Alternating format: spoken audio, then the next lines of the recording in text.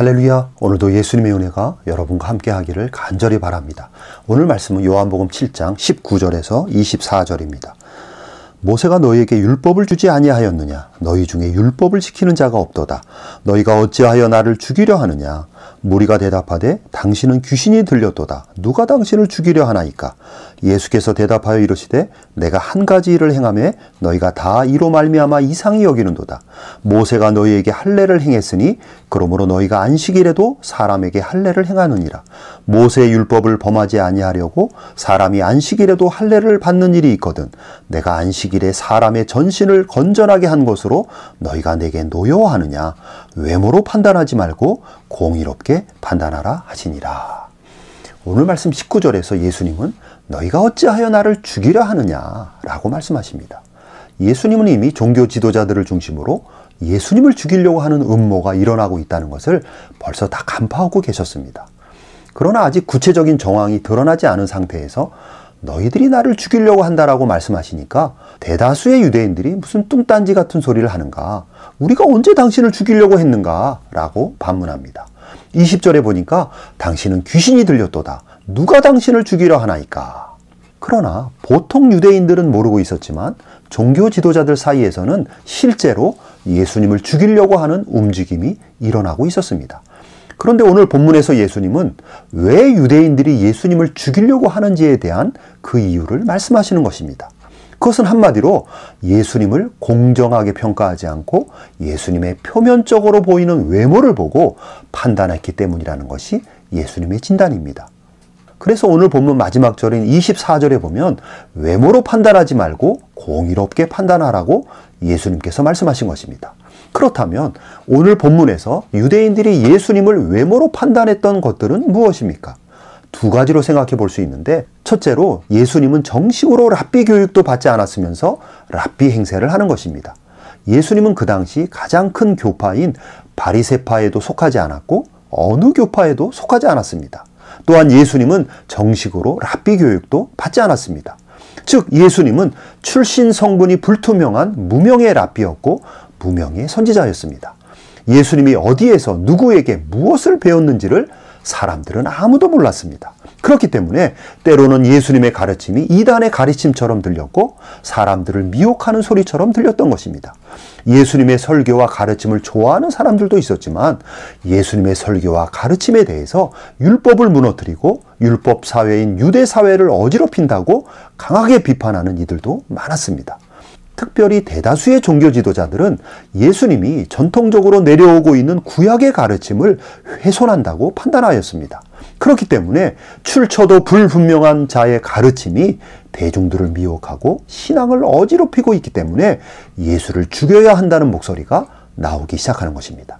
이 모든 것은 뚜렷하게 내세울 만한 배경이 하나도 없었던 예수님의 외적인 모습 때문에 생긴 일입니다. 둘째로 예수님을 외모로 판단했던 문제는 예수님이 안식일에 38년 된 병자를 고친 사건입니다. 종교 지도자들은 이 사건을 율법의 지극히 표면적이고 외모적인 인식을 가지고 판단했습니다.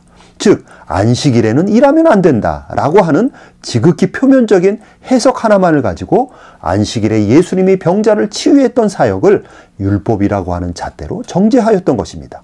21절에 보면 내가 한 가지 일을 행하매 너희가 다 이로 말미암아 이상히 여기는도다.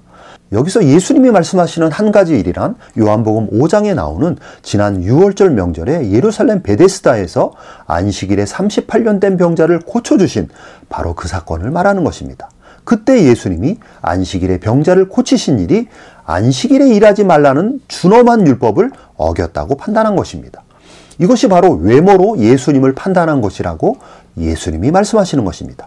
즉 유대인들은 왜 예수님이 안식일에 병자를 고치셨는지, 안식일에 하나님이 기뻐하시는 사역이 무엇인지, 안식일의 참된 의미가 무엇인지 등을 하나님의 뜻에 비추어 깊이 생각해 봐야 하는데, 그냥 안식일에 일하지 말라고 했는데 왜 안식일에 병자를 고치고 있어? 그것은 안식일 율법을 무너뜨리는 것이야. 즉 예수 당신은 율법을 범하고 있고 하나님을 대적하고 있는 것이다. 이렇게 표면적으로 외모적으로 예수님을 판단하고 있는 것입니다. 그러니까 예수님께서 모세와 모세가 전해준 할례에 대한 말씀을 하시면서 너희들도 안식일에 할례를 행하지 않느냐. 할례 예식을 행하려면 얼마나 많은 것을 준비해야 하고 얼마나 많은 일들이 안식일에 이루어지는 것이냐. 안식일에 일하면 안 된다며 왜 안식일에 할례를 행하느냐 라고 유대인들에게 예수님께서 반문하시는 것입니다. 결국 예수님이 보시기에 유대인들과 종교 지도자들은 자기들은 율법을 잘 지킨다고 자부하고 있지만 예수님의 눈에는 너무나 엉터리로 율법을 지키고 있고 하나님이 주신 율법의 참 의미도 모르고 영적으로 무지한 상태에서 지극히 표면적으로 지극히 외모적으로 수박 겉핥기식으로 율법을 대하고 있는 것입니다. 그러면서 자기들은 율법을 잘 지키고 있다고 자랑하는 것입니다. 그러나 예수님의 결론은 이미 19절에서 말씀을 하셨습니다. 모세가 너희에게 율법을 주지 아니하였느냐? 너희 중에 율법을 지키는 자가 없도다. 예수님의 눈에는 일반 유대인들이나 종교 지도자들이나 한결같이 율법을 지키는 자가 하나도 없었던 것입니다. 율법을 세분화하여 쪼개서 율법을 디테일하고 자세하게 지키는 것 같지만 예수님의 눈에는 한 사람도 율법을 제대로 지키는 자가 없는 것입니다. 율법의 창시자요, 율법의 수요자요, 율법의 완성자가 예수님이신데 그 예수님을 율법의 잣대로 죽이려고 달려드는 인간들이 과연 율법을 온전히 지키고 있는 것입니까? 여러분, 율법의 가장 근본적인 정신은 사랑입니다. 또 율법의 가장 중요한 정신은 예수님께서 마태복음 23장 23절에서 말씀하셨듯이 정의와 긍휼과 믿음입니다. 정의와 긍휼과 믿음이 사랑이라는 큰 그릇 안에서 융해되고 녹아질 때 율법의 가치는 살아나는 것입니다. 그러나 외모적으로 표면적으로 아무리 율법을 잘 지키는 것 같아도 거기에 사랑이 없고 거기에 정의와 긍휼과 믿음이 없으면 그것은 율법을 지키는 것이 아니라 율법으로 자신의 영혼을 죽이는 것이고 율법으로 상대방의 영혼을 죽이는 것입니다. 오직 예수님의 생명과 예수님의 사랑이 가득할 때 참된 율법의 가치가 살아납니다. 오늘날 하나님의 자녀들은 율법을 외모로 지키면 안 되는 것입니다. 율법을 표면적으로 지키면 안 됩니다. 그러면 우리 가운데 계시는 예수님을 정죄하고 예수님을 죽이는 무서운 일들이 교회에서 일어나는 것입니다. 우리의 신앙은 외모적으로 누군가에게 보여주기 위한 신앙이 되어서는 안 됩니다. 더 나아가 다른 사람을 외모적으로 보이는 것으로 신앙의 판단을 해서도 안 됩니다. 우리의 신앙은 모든 것의 중심에 예수님의 사랑이 흘러야 합니다.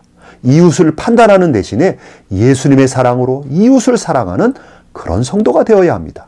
예수님의 사랑 안에서 정의와 긍휼과 믿음이 살아있는 성도가 되어야 합니다. 그것이 오늘날의 바리새인이 되지 않는 길이며 그것이 율법을 지키는 것이며 말씀을 지켜 행하는 성도의 바른 모습입니다.